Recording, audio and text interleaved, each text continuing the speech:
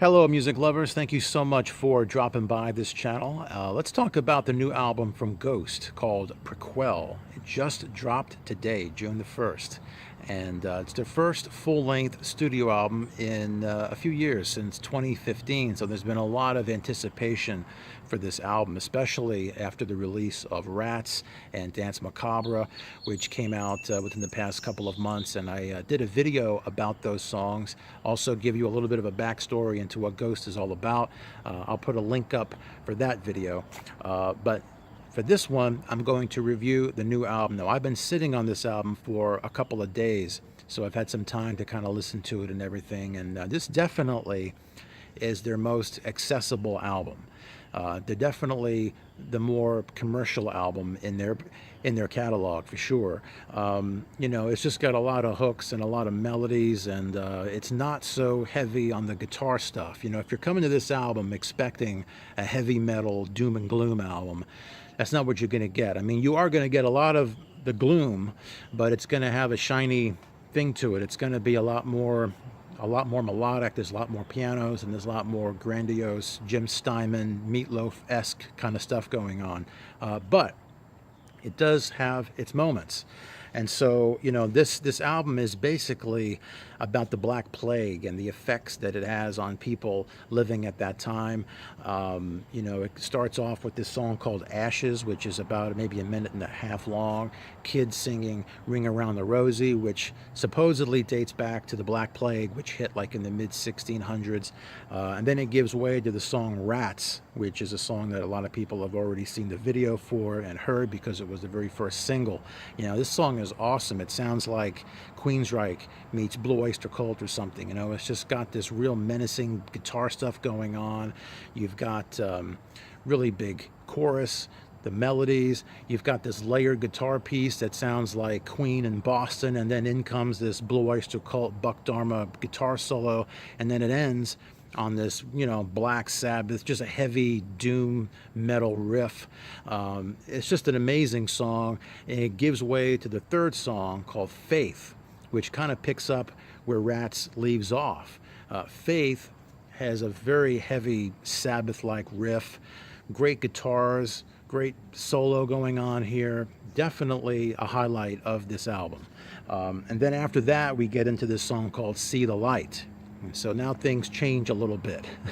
This song here kind of reminds me of Meatloaf or a Jim Steinman production. You know, Steinman is the one who wrote and produced for Meatloaf. I mean, if it wasn't for him, Meatloaf would be that thing is stinking in the oven.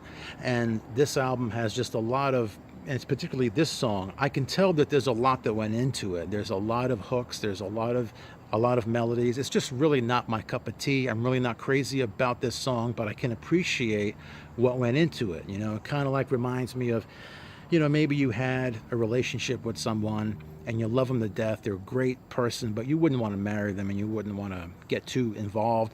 That's kind of like how I feel about some songs on this album. It's like I can see and hear that there was a lot that went into this. It's just not my cup of tea.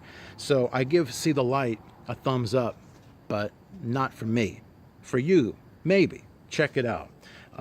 After this is a instrumental called Miasma, and it is a fun instrumental. It sounds like an 80s soundtrack gone crazy. I mean, Ghost has done instrumental type things before. Most notably, there's a song called Genesis on their first album that I really, really like. That's more proggy. This song has a keyboard solo. It's got a couple of guitar solos. I even hear a little bit of Beat It from Eddie Van Halen, like the guitar riff that he used in that song. I can hear that. Have you heard it? And, you know, definitely check out the end of this song, and you can hear some of that Beat It Eddie Van Halen riff going on. But most shocking in this song is a saxophone solo. That really is cool. I mean, that came out of nowhere. I was not expecting a saxophone solo on a Ghost song. But then again, these guys have been throwing a lot of curveballs lately. What's even more cool is to see the live footage of this song. They've been doing it live lately.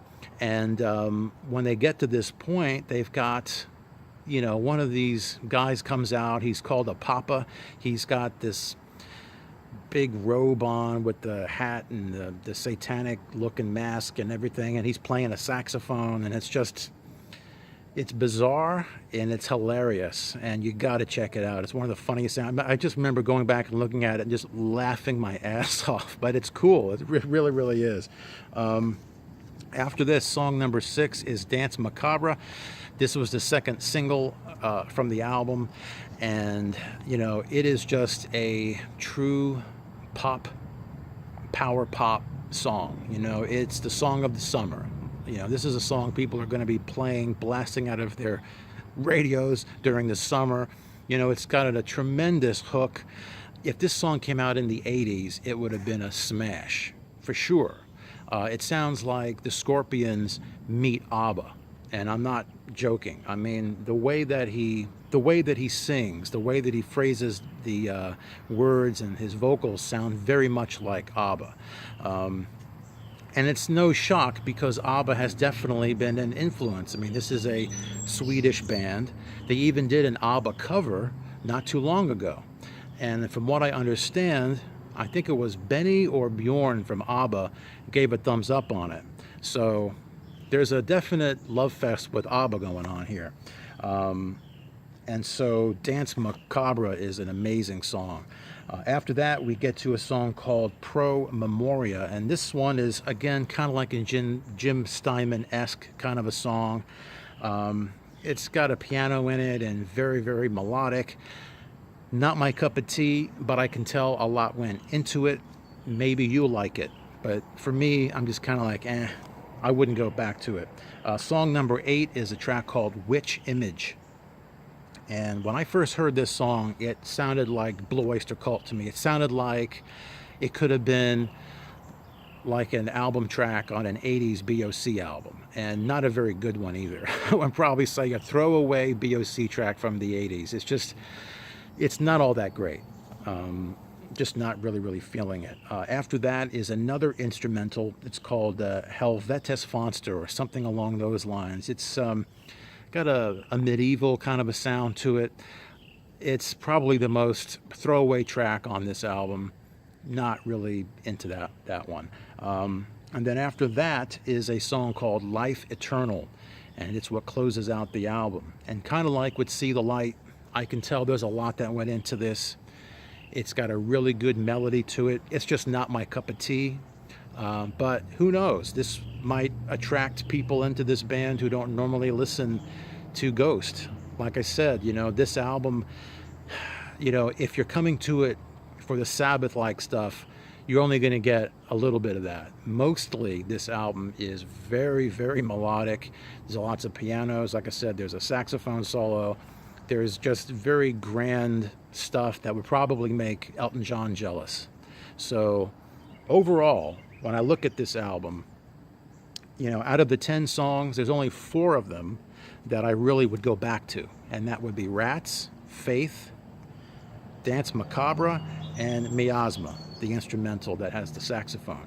So, what do you do with an album where you only like really 4 songs?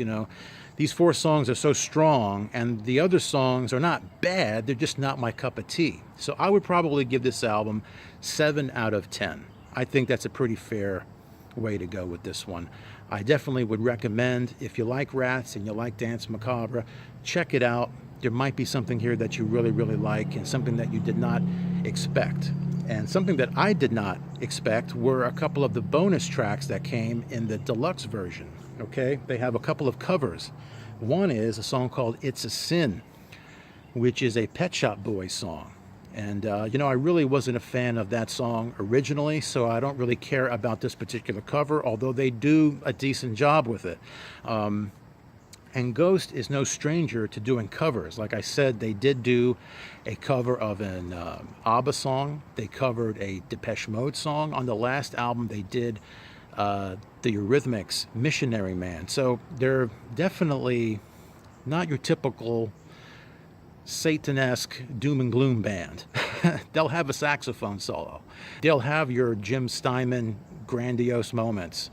They'll cover the Pet Shop Boys. They'll cover Depeche Mode.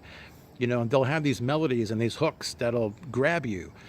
They also do a cover of a song called Avalanche, which is a Leonard Cohen song. So they're definitely stepping into different territory here with these, with these covers. And, not too much of a shock because these guys have already done covers like this before. So I want to know what you think. What do you think about this album? What do you think about the covers? What do you think about the album? What are your favorite tracks? What do you like? What don't you like? Did it live up to the hype? How do you stack it up against the other Ghost albums? Put it down in the comments below. Give this video a thumbs up if you like it. Be sure to subscribe, and I will talk to you later.